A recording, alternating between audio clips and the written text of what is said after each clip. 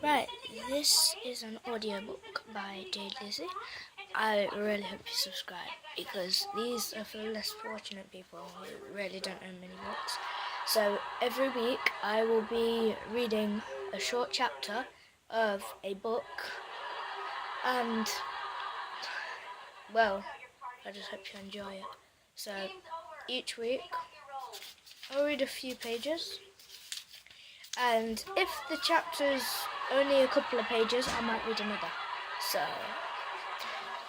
just enjoy. So today I'm going to be reading a chapter or two of George's Marvellous Medicine by Roald Dahl, apparently the master storyteller, but I think I'm the master storyteller. I've been inspired by a few people like Roald Dahl, Magma Burger, and my nan has taught me to read, and I've been able to read since I was 2. And when I was 3, I read a 267-page book. I even remember the book, I've still got it. Can't remember what it was called. It was called Arthur the High King of Britain, that was it. And it was a few years ago. So let's get started. So this chapter is called Grandma. I'm going shopping in the village, George's mother said to George on a Saturday morning. So be a good boy and don't get up to mischief. This was a silly thing to say to a small boy at any time. It immediately made him wonder what sort of mischief he might get up to. And don't forget to give Grandma a medicine at 11 o'clock, the mother said. Then out she went, closing the back door behind her. Grandma, who was dozing in her chair by the window, opened one wicked little eye and said, Now you heard what your mother said, George. Don't forget my medicine. No, Grandma, George said. And just try to behave yourself for once while she's away. Yes, Grandma, George said. George was bored to tears. He didn't have a brother or a sister. His father was a farmer, and the farm they lived on was miles away from anywhere, so there were never any children to play with. He was tired of staring at pigs and hens and cows and sheep. He was especially tired of having to live in the same house as that grizzly old grunion of a grandma. Look after her all by himself was hardly the most exciting way to spend a Saturday morning. You can make me a nice cup of tea for start, Grandma said to George. That'll keep you out of mischief for a few minutes. Yes, Grandma, George said. George couldn't help disliking Grandma. She was a selfish, grumpy old woman. She had pale brown teeth and a small puckered-up mouth like a dog's bottom. How much sugar in your tea today, Grandma? George asked her. 1 spoon, she said, and no milk. Most grandmothers are lovely and kind, helpful old ladies, but not this one. She spent all day and every day sitting in her chair by the window, and she was always complaining, grousing, grouching, grumbling, gripping about something or other. Never once, even on her best days, had she smiled at George and said, Well, how are you this morning, George? Or why don't you and I have a game of snakes and ladders? Or how was school today? She didn't seem to care about other people, only about herself. She was a miserable old grouch. George went into the kitchen and made Grandma a cup of tea with a tea bag. He put 1 spoon of sugar in it and no milk. He stirred the sugar well and carried the cup into the living room. Grandma sipped the tea. It's not sweet enough, she said. Put more sugar in. George took the cup back to the kitchen and added another spoonful of sugar. He stirred it again and carried it carefully into Grandma. Where's the saucer? She said. I won't have a cup without a saucer. George fetched her a saucer, and what about a teaspoon, if you please? I've stirred it for you, Grandma. I stirred it well. I'll stir my own tea, thank you very much, she said. Fetch me a teaspoon. George fetched her a teaspoon. When George's mother or father were home, Grandma never ordered George about like this. It was only when she had him on her own that she began treating him badly. You know what's the matter with you, the old woman said, staring at George over the rim of the teacup with those bright, wicked little eyes. You're growing too fast. Boys who grow too fast become stupid and lazy. But I can't help it if I'm growing fast, Grandma, George said. Of course you can, she snapped. Growing's a nasty childish habit. But we have to grow, Grandma. If we don't grow, we'd never be grown-ups. Rubbish, boy, rubbish, she said. Look at me. Am I growing? Certainly not. But you did once, Grandma. Oh, only very little, the old woman answered. I gave up growing when I was extremely small, along with the other nasty childish habits like laziness and disobedience and greed and sloppiness and untidiness and stupidity. You haven't given up any of these things, have you? I'm still only a little boy, Grandma. Yet you're 8 years old, she snorted.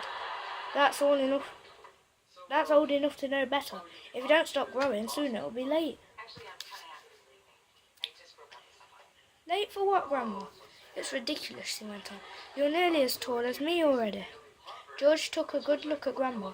She certainly was a very tiny person. Her legs were so short she had to have a footstool to put her feet on, and her head only came halfway up the back of the armchair. Daddy says it's fine for a man to be tall, George said. Don't listen to your daddy, Grandma said. Listen to me. But how do I stop myself from growing, George asked her. Eat less chocolate, Grandma said. Does chocolate make you grow? It makes you grow the wrong way, she snapped. Up instead of down. Grandma sipped some tea, but never took her eyes from the little boy who stood before her. Never grow up, she said. Always down. Yes, Grandma. Now stop eating chocolate. Eat cabbage instead. Cabbage! Oh no, I don't like cabbage, George said. It's not what you like, what you don't like, Grandma snapped. It's what's good for you. That counts. From now on, you must eat cabbage. 3 times a day, mountains of cabbage, and it's got caterpillars in it. So much the better. Ouch, George said. Caterpillars give you brains. The old woman said. Mummy washes them down the sink, George said. Mummy's as stupid as you are, Grandma said. Cabbage doesn't taste of anything without a few boiled caterpillars in it. Slugs too. Ugh, not slugs. George cried out. I couldn't eat slugs. Whenever I see a live slug on a piece of lettuce, Grandma said, I gobble it up, quick, before it crawls away. Delicious, she squeezed her lips together tight that her mouth became a tiny wrinkled hole. Delicious, she said. Again, worms and slugs and beetly bugs. You don't know what's good for you. You're joking, Grandma. I never joke, she said. Beetles are perhaps the best of all. They go crunch. Grandma, that's beastly. The old hag grinned, showing those pale brown teeth. Sometimes, if you're lucky, she said, you get a beetle inside the stem of a stick of celery. That's what I like. Grandma, how could you? You find all sorts of nice things in sticks of raw celery, the old woman went on. Sometimes it's earwigs. I don't want to hear about it, said George. A big fat earwig is very tasty, Grandma said, licking her lips. But you've got to be very quick, my dear. When you put one of those in your mouth, it has a pair of sharp nippers on its back. And if it grabs your tongue with those, it never lets go, so you've got to bite the earwig first. Chop, chop, before it bites you. George started edging towards the door. He wanted to get as far away as possible from this filthy old woman. You're trying to get away from me, aren't you? She said, pointing her finger straight at George's face. You're trying to get away from Grandma. Little George stood by the door, staring at the old hag in the chair. She stared back at him. Could it be? George wondered that she was a witch. He had always thought witches were only in fairy tales, but now he was not so sure. Come closer to me, little boy, she said, beckoning him with a horny finger. Come closer to me, and I will tell you secrets. George didn't move. Grandma didn't move either. I know a great many secrets, she said, and suddenly she smiled.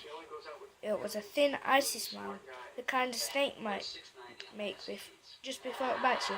Come over here to Grandma and she'll whisper secrets to you. George took a step backwards, edging closer to the door. You mustn't be frightened of your old Grandma, she said, smiling that icy smile again. George took another step backwards. Some of us, she said, and all at once she was leaning forward in her chair and whispering in a throaty sort of voice George had never heard her use before. Some of us, she said, I have magic powers that can twist the creatures of this earth into wondrous shapes. A tingle of electricity flashed down the length of George's spine. He began to feel frightened. Some of us, the old woman went on, have fire on our tongues and sparks in our bellies, and wizardry in the tips of our fingers. Some of us know secrets that will make your hair stand straight up on the end and your eyes pop out of their sockets. George wanted to run away, but his feet seemed stuck to the floor. We know how to make your nails drop off and teeth grow out of your fingers instead. George began to tremble. It was her face that frightened him most of all. The frosty smile, the brilliant, unblinking eyes. We know how to have you wake up in the morning with a long tail coming from behind you. Grandma, he cried out, stop!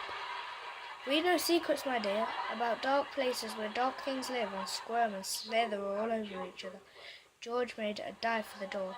It doesn't matter how far you run, he heard her saying. You won't ever get away. George ran into the kitchen, slamming the door behind him. To be continued on the next chapter. Find part 2.